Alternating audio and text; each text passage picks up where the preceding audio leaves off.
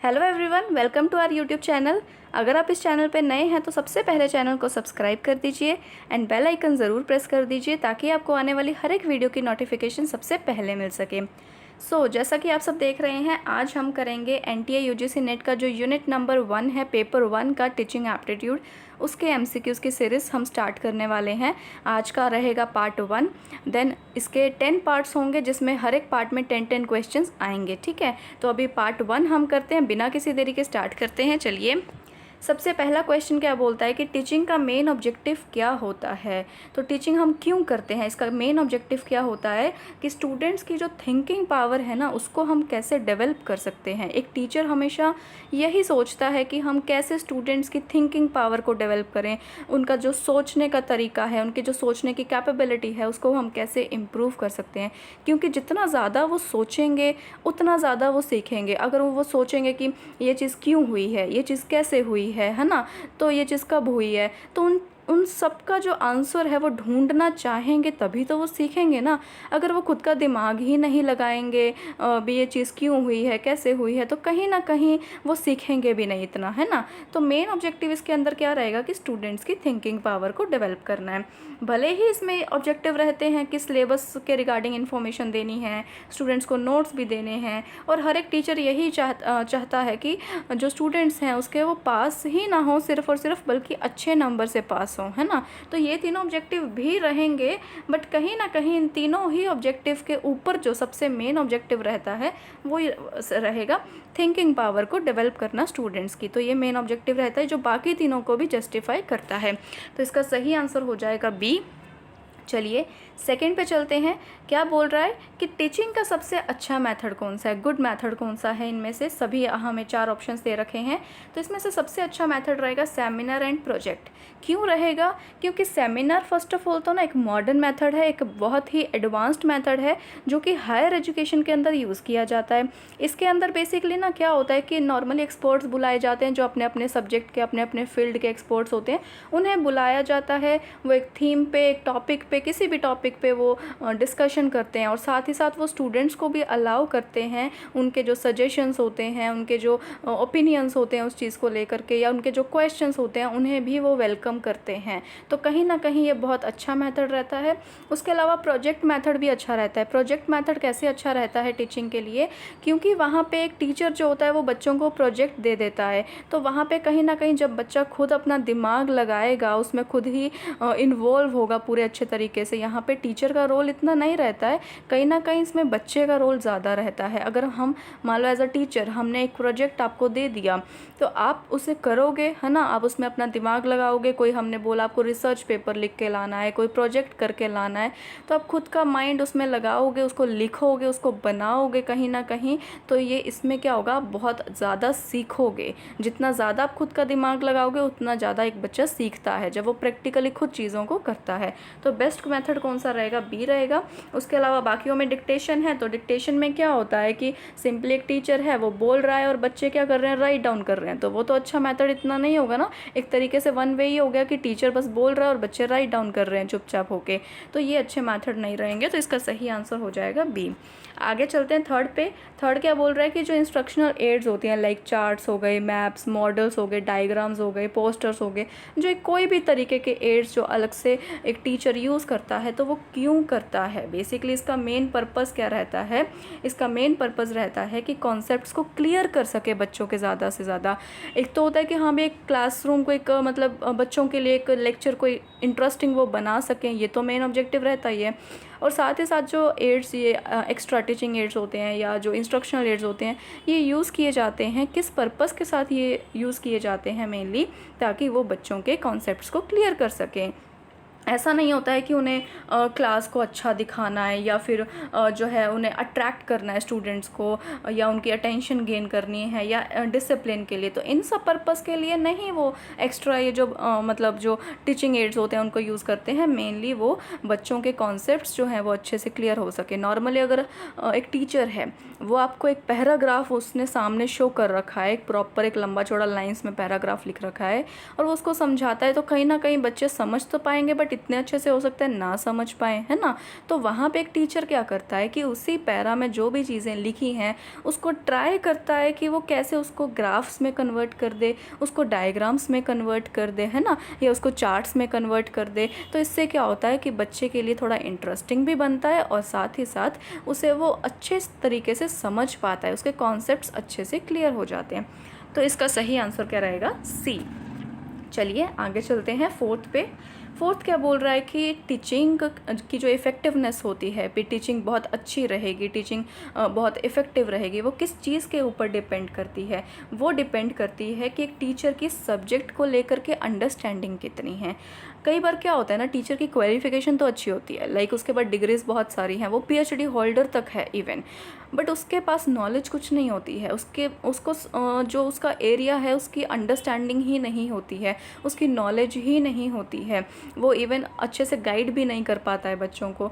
तो कहीं ना कहीं क्वालिफिकेशन इंपॉर्टेंट होती है, बट सिर्फ क्वालिफिकेशन नहीं होती, उसके अलावा पर्सनैलिटी है, हैंड राइटिंग है, मतलब ये चीज़ें ना ऐड ऑन तो करती है। एक हमें अगर टीचिंग इफेक्टिव बनानी है तो उसमें ये चीज़ें ऐड ऑन करेंगी, ज़रूरी होंगी, बट जो बहुत ज़्यादा इफ़ेक्टिवनेस लाएगी हमारी टीचिंग के अंदर वो लाती है कि हमारी अपने सब्जेक्ट को लेकर के उसमें कमांड कितनी है, हमें खुद को उस सब्जेक्ट की नॉलेज कितनी है, उस चीज़ पे डिपेंड करता है कि टीचर की एक टीचिंग कितनी ज़्यादा इफ़ेक्टिव रहती है। तो इसका सही आंसर क्या हो जाएगा? डी। चलिए आगे चलते हैं फिफ्थ पे। फिफ्थ क्या बोल रहा है कि गुड क्वेश्चन पेपर है एक, उसका इनमें से कौन सा कैरेक्टरिस्टिक्स नहीं है, नॉट पूछा है इसने। तो एक बहुत अच्छा एक क्वेश्चन पेपर होगा जो ऑब्जेक्टिविटी के ऊपर बेस्ड होगा, राइट, तो वो अच्छा होगा, है ना। मतलब ऑब्जेक्टिविटी का बेसिक मीनिंग होता है कि जो पर्सनल जजमेंट से, पर्सनल हमारे ओपिनियन से अफेक्टेड ना हो, उसमें हमारी पर्सनल बायसनेस या हमारा मूड, हमारा लाइक हमारी चॉइसेस, वो सब इसके अंदर इन्फ्लुएंस नहीं होती हैं, तो वैसे चीज़ होती है ऑब्जेक्टिव वाली। तो एक अच्छा पेपर कैसा होगा? जो हम ऑब्जेक्टिविटी जिसमें प्रेजेंट होगी, उसके अलावा उसमें हम ऐसे कोई वैगी वर्ड्स लाइक कन्फ्यूजन वर्ड्स होते हैं, है ना, जो एक कन्फ्यूजन क्रिएट करते हैं, बहुत ज़्यादा क्लियर नहीं होते हैं, बहुत ज़्यादा डिफाइंड नहीं होते हैं, तो ऐसे वर्ड्स बच्चों को कन्फ्यूज़ कर देंगे जो क्लियर नहीं होंगे। तो ऐसे वर्ड्स अगर नहीं यूज़ हो रहे तो वो भी अच्छा कैरेक्टरिस्टिक्स ही है ना। उसके अलावा रिलायबल होना चाहिए क्वेश्चन पेपर, जिस पे बच्चे ट्रस्ट कर सकें, एक रिलायबल अच्छा पेपर होना चाहिए। उसमें क्वेश्चन ही कुछ और डाल रखा है जिस पे हम रिलायबल ही नहीं हो सकते हैं, तो वैसा भी अच्छा पेपर नहीं होता है। तो कौन सा फीचर नहीं होगा तो अच्छा रहेगा? वो आता है सब्जेक्टिविटी। एक गुड क्वेश्चन पेपर में सब्जेक्टिविटी नहीं होनी चाहिए। सब्जेक्टिविटी का बेसिक मीनिंग होता है ऐसा चीज़, कोई भी ऐसी चीज़ जहाँ पे हमारी पर्सनल जजमेंट, हमारी फीलिंग्स, हमारा मूड्स, हमारी ओपिनियंस, ये सब चीज़ें इन्वॉल्व है, तो उसमें ना कहीं बायसनेस आ जाती है, भेदभाव आ जाता है, या हम अपने अकॉर्डिंग चीज़ों को करते हैं, तो वो चीज़ नहीं होनी चाहिए। तो इसका सही आंसर हो जाएगा बी। आगे चलते हैं सिक्स्थ क्वेश्चन पे। सिक्स्थ क्या बोल रहा है कि अगर मान लो एक टीचर है, ठीक है, तो उसको एक अपॉर्चुनिटी मिलती है कि एक टीचर है या कोई भी है एक पर्सन, उसको अपॉर्चुनिटी मिलती है कि एक विजुअली चैलेंज स्टूडेंट को उसको पढ़ाना है along with the normal student. मतलब उसको अकेले को नहीं पढ़ाना है, पूरी क्लास में बहुत सारे बच्चे हैं, नॉर्मल भी हैं, तो उसमें एक ऐसा बच्चा है जिसको थोड़ा दिखाई कम देता है, तो वो आइज़ के मामले में बेसिकली वो जो है वो वीक है उसकी आइज़, और विजुअली चैलेंज्ड बच्चा है, तो उसके साथ आप कैसे ट्रीट करोगे, उसको कैसा ट्रीटमेंट क्लास में दोगे, इसने वो चीज़ पूछी है। तो कैसा ट्रीटमेंट दोगे? उस पर कोई अटेंशन ही नहीं दोगे भी, हाँ भी जा तू, है ना, भी उस पर कोई एक्स्ट्रा अटेंशन नहीं दोगे क्योंकि इसकी वजह से बाकी क्लास को सफ़र करना पड़ेगा, तो उसको इग्नोर करोगे, ऐसा भी नहीं होगा, है ना। उसके अलावा जो है उसके प्रति ना बहुत ज़्यादा सिंपैथी दिखाओगे, तो ऐसा भी नहीं होगा। पता क्या होता है कि अगर कोई बच्चा ऑलरेडी वीक है, किसी भी मामले में वीक है, ज़रूरी नहीं वो विजुअली ही वीक है, उसको दिखाई कम देता है, हो सकता है उसको सुनाई कम देता हो सकता है वो चलने में उसको कोई प्रॉब्लम हो, मतलब किसी भी पॉइंट में किसी भी टाइप की अगर उसे दिक्कत है और एक टीचर वहाँ पे उसे बहुत ज़्यादा सिंपैथी दिखा रहा है, तो कहीं ना कहीं उसे ज़्यादा फील होता है कि मेरे में ये कमी है, इस वजह से मुझे इतनी ज़्यादा सिंपैथी मिल रही है, इतना ज़्यादा मुझे मतलब शो ऑफ टाइप उसे लगता है और उसे फील होता है। मतलब वैसे चाहे उसे फील हो ना हो उसकी कमी, बट अगर हम उसके प्रति बहुत ज़्यादा लेवल वाली सिंपैथी दिखाएंगे तो कहीं ना कहीं उसे वो चीज़ फील होने लगती है। तो नॉर्मल स्टूडेंट्स के तरह ही उसे ट्रीट करना चाहिए। बट उसके लिए एक टीचर क्या कर सकता है, उसे एफर्ट्स तो करने चाहिए ना, इग्नोर भी नहीं कर सकते हैं। ट्रीट उसे नॉर्मल स्टूडेंट की तरह ही करो, बट कुछ ना कुछ ऐसा करो जिससे उसकी प्रॉब्लम का सोल्यूशन निकल आए। तो यहाँ पे बेस्ट आंसर क्या होगा कि एक टीचर को ट्राई करना चाहिए कि वो एक फ्रंट रो में उसके लिए सीट अरेंज करेगा, कि वो पास में बैठेगा तो ब्लैक बोर्ड उसे, वाइट बोर्ड जिस पे भी आप लिख रहे हो या प्रोजेक्टर जो भी है, जो भी आप यूज़ कर रहे हो बेसिकली, तो वो चीज़ उसे वहाँ पे अच्छे से क्लियरली दिखाई दे। तो उसको ईजीनेस प्रोवाइड करो, उसके लिए ईजी हो जाएगा देखना। तो उसको थोड़ा फ्रंट रो में बिठाओ, उसको सीट उसके लिए वहाँ पे अरेंज करो। इतना आप एफर्ट्स कर सकते हो, उसको भी ईजी हो गया है ना, और साथ ही साथ उसको फील भी नहीं होगा। बहुत ज़्यादा सिंपैथी उसके प्रति मत दिखाओ। तो ए भी नहीं होगा और बी भी नहीं होगा। और जो सी ऑप्शन है ये क्या बोलता है कि उसको बस इग्नोर ही करो, उसको बस ये ट्रीट करो कि ब्लाइंड है वो बच्चा, वो उसकी किस्मत है, उसकी डेस्टिनी है, तो हम तो उसमें कुछ कर ही नहीं सकते हैं, है ना। वो ब्लाइंड है तो उसको जितना समझ आएगा ठीक है, जितना नहीं आएगा तो ठीक है, तो हम उसको इग्नोर भी नहीं कर सकते। तो ए बी सी तीनों ही नहीं ऑप्शन होंगे। सही ऑप्शन क्या होगा, डी। आगे चलते हैं सेवेंथ पे। सेवेंथ क्या बोलता है कि अगर हमने एजुकेशन का स्टैंडर्ड को रेज़ करना है तो क्या चीज़ करनी चाहिए, स्टूडेंट्स को कॉन्टीन्यूसली इवैल्यूएट करना चाहिए। अगर एक टीचर स्टूडेंट को इवैल्यूएट करेगा, टाइम टू टाइम कॉन्टीन्यूसली वो उसे करता रहेगा, तो कहीं ना कहीं टीचर को भी पता लगेगी कि बच्चे में क्या नेगेटिव पॉइंट्स हैं, बच्चे को भी पता लगेगा कि हमारे में क्या नेगेटिव पॉइंट्स हैं, राइट। उसे अपने प्लस पॉइंट्स भी पता लगेंगे, उसे अपने नेगेटिव पॉइंट्स भी पता लगेंगे।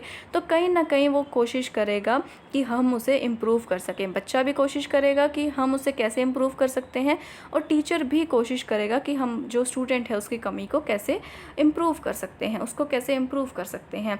तो अगर उसकी जो कमियां हैं वो इम्प्रूव होती जाएंगी, उसके मार्क्स अच्छे आएंगे, वो जो है उसकी पर्सनैलिटी डेवलप होगी, उसके ओवरऑल जो है वो डेवलप्ड होगा बच्चा, उसका बिहेवियर अच्छा बनेगा। मतलब ओवरऑल जो है वो अगर स्टूडेंट अच्छा रहता है तो कहीं ना कहीं इससे पूरा एजुकेशन सिस्टम अच्छा होगा, राइट। जो एजुकेशन का स्टैंडर्ड है वो रेज होगा, राइट। तो कहीं ना कहीं स्टूडेंट्स को इवैल्यूएट करते रहो, स्टूडेंट पे ध्यान दो, टाइम टू टाइम ध्यान दो। इससे क्या होता है कि ओवरऑल स्टैंडर्ड बढ़ेगा, ठीक है। उसके अलावा जो है इसमें जो बाकी ऑप्शन दे रखे हैं, टीचर्स को सैलरी ज़्यादा दे दी, करिकुलम को दोबारा से रिवाइज कर दिया, उसके अलावा स्कूल बिल्डिंग अच्छी बना दी, तो इन सब से बेसिकली स्टैंडर्ड इतना नहीं रेज होता है, ठीक है। हाँ भी बहुत कॉलेजेस ऐसे होते हैं जिनमें ना ऐसे सुनने को मिलता है वहाँ का तो बहुत ही अच्छा इंफ्रास्ट्रक्चर है, वहाँ पे टीचर्स को बहुत बढ़िया लेवल वाली अच्छी सैलरी दी जाती है। तो ये चीज़ें कहीं ना कहीं बच्चों को अट्रैक्ट करती है एडमिशन लेने के लिए। बट वहाँ पे अगर पढ़ाया ही नहीं अच्छा जाता है बच्चों को, तो कहीं ना कहीं वो बाकी के प्लस पॉइंट भी फीके पड़ जाएंगे उसके सामने। बिकॉज हर एक स्टूडेंट तो सबसे पहले नंबर पे तो एजुकेशन ही देखेगा, राइट। तो एजुकेशन अच्छी होनी चाहिए, उसके लिए हम स्टूडेंट्स पे ध्यान देंगे। तो इसका सही ऑप्शन हो जाएगा ए। आगे चलते हैं एट्थ क्वेश्चन पे। एट्थ क्वेश्चन क्या बोलता है कि इनमें से कौन सा प्रोजेक्टेड एड से बिलोंग नहीं करता है। तो बेसिकली ब्लैक बोर्ड नहीं करता है, बाकी तीनों ही प्रोजेक्टेड एड होते हैं, चाहे वो ओवरहेड प्रोजेक्टर है, चाहे वो एपिडाइस्कोप है, चाहे वो स्लाइड प्रोजेक्टर है। ये तीनों ही क्या होते हैं, ये प्रोजेक्टेड एड्स होते हैं। प्रोजेक्टेड आप समझ रहे होगे, लाइक प्रोजेक्टर होता है, आपको बहुत बार प्रोजेक्टर के थ्रू पढ़ाया जाता होगा, सभी बच्चों ने आई थिंक कहीं ना कहीं कभी ना कभी शायद एक्सपीरियंस भी कर रखा हो। जहाँ पे एक प्रोजेक्टर लगाया जाता है तो सामने क्या होता है कि हमें चीज़ें स्क्रीन पे दिखती हैं, right. Screen in the sense वो एक मतलब उसकी रिफ्लेक्शन पड़ती है, जो भी हमारा लैपटॉप पे चीज़ें लिखी होंगी, जो भी डायग्राम्स होंगे, चाहे वो टेक्स्ट लिखा है चाहे वो डायग्राम्स हैं, तो वो कहीं ना कहीं वो सारा का सारा आपको सामने बड़े उस पर दिखता है। और साथ ही साथ उसका जो रिफ्लेक्शन है, जो टेक्स्ट वगैरह का रिफ्लेक्शन होता है, जो डायग्राम्स है, जो भी चीज़ें एक पीपीटी में हैं वो सारी की सारी वहाँ पे आपको शो होती हैं। तो ये प्रोजेक्टर होता है। तो ये तीनों ही प्रोजेक्टर एड हैं। ब्लैक बोर्ड पे तो चौक से लिखा जाता है, राइट। तो बी इसका सही ऑप्शन हो जाएगा। उसके बाद आता है नाइन्थ क्वेश्चन। क्या बोलता है कि इनमें से कौन सा लेवल सबसे बड़ा लेवल है कॉग्निटिव एबिलिटी का। कॉग्निटिव एबिलिटी यानी कि जहाँ पे हमारी माइंड को हम बढ़िया तरीके से यूज़ करते हैं, शार्पली यूज़ करते हैं। तो कितना शार्पली हम अपने माइंड को यूज़ कर पा रहे हैं, कितनी हमारी अच्छी लॉजिकल थिंकिंग है, हम चीज़ों को कैसे सोच रहे हैं, हम चीज़ों को कैसे समझ रहे हैं, हमारी जो माइंड से रिलेटेड कैपेबिलिटी या एबिलिटी होती है, तो वो होती है कॉग्निटिव एबिलिटी, मतलब हमारी माइंड से रिलेटेड जो स्किल्स होती हैं, तो उसका सबसे बड़ा लेवल कौन सा होता है? इवैल्यूएटिंग होता है। नॉर्मली हम समझ रहे हैं चीज़ों को, जान रहे हैं हम चीज़ों को, हमने अपने हर एक लेवल को जो है अच्छे से एनालाइज किया, उसके प्लस पॉइंट देखे, उसके नेगेटिव पॉइंट देखे, तो एट द एंड हम इवैल्यूएशन कर पाते हैं। चीज़ों को जान के, समझ के, सब कुछ करके हम इवैल्यूएट कर पाते हैं कि हम आज के टाइम पे कहाँ स्टैंड कर रहे हैं, हमारी मेंटल एबिलिटी कितनी है, ठीक है, और साथ ही साथ अगर कोई कमी है तो हम उसे कैसे इम्प्रूव कर सकते हैं। तो इवैल्यूएटिंग इसका हाईएस्ट लेवल होता है। डी इसका सही आंसर हो जाएगा।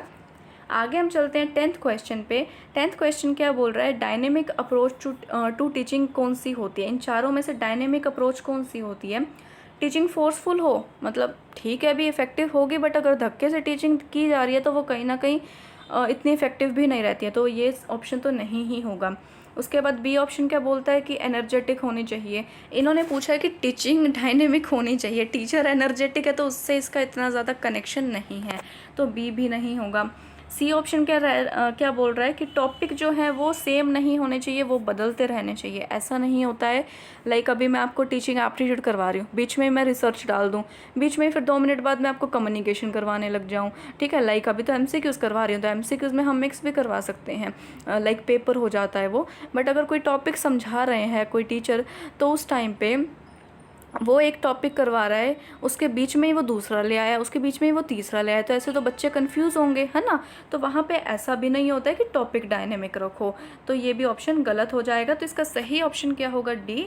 बेसिकली डायनेमिक अप्रोच में क्या होता है कि स्टूडेंट्स की एक्टिविटी और स्टूडेंट की जो एक्टिवनेस होती है वो सबसे ज़्यादा होनी चाहिए, मतलब स्टूडेंट पे फोकस करो, स्टूडेंट्स डायनेमिक होने चाहिए, वो एक्टिवली जो है वो टीचिंग और लर्निंग प्रोसेस में जो है वो अपना रोल प्ले करें, वो एक्टिवली इन्वॉल्व हों।